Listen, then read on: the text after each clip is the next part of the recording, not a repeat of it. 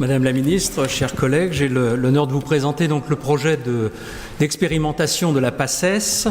Ce projet a dû être déposé par plusieurs universités vendredi soir. À ma connaissance, Paris 5, Paris 7, Sorbonne Université, Paris 12, Lille, Brest, ou tout du moins dans des choses à peu près comparables. L'objectif principal de ce projet, il est avant tout d'éviter de supprimer le redoublement en PACES. En effet, ce redoublement est délétère à la fois pour ceux qui échouent, souvent en 2 ans, mais aussi pour ceux qui réussissent, puisqu'aujourd'hui, 2 tiers de nos étudiants qui réussissent sur une filière de santé mettent 2 ans pour cette réussite.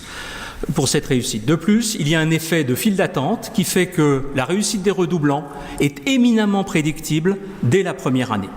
Ce projet a aussi des objectifs secondaires pour desserrer les capacités d'accueil qui ne sont pas extensibles en Île-de-France, améliorer qualitativement la sélection des étudiants et aussi repenser l'enseignement en PACES en le rendant un petit peu plus utile d'une part aux filières de santé pour ceux qui réussissent, mais aussi sur les autres filières pour ceux qui échouent.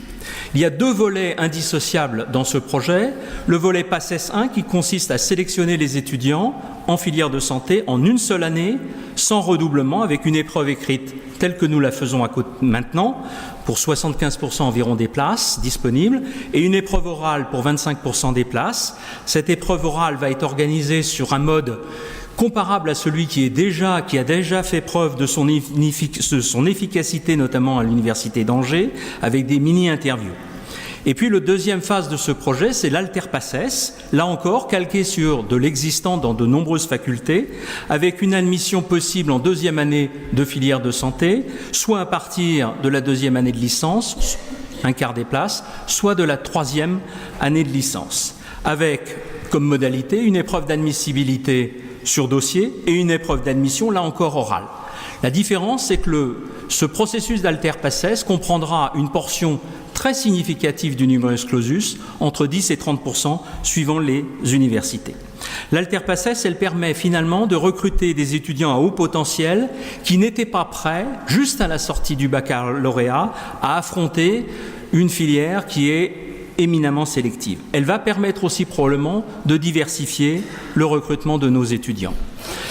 3 problèmes. Le problème essentiel pour nous va être de gérer l'année de transition, avec la nécessité d'augmenter le numerus clausus pendant l'année de transition uniquement, afin de garantir l'équité d'accès suivant les différentes années aux filières de santé.